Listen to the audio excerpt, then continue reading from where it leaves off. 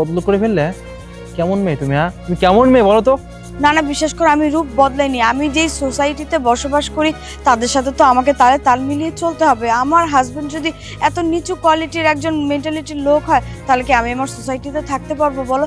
এই জন্য আমি তোমার সাথে খারাপ ব্যবহার করেছি। আচ্ছা, তুমি আমাকে একটা কথা বলো তো, তো যারা এই লেবারগিরি করে, লেবারের কাজ করে, তারা কি মানুষ না, নাকি তাদের গায়ে রক্ত নাই? বলো আমাকে, বলো।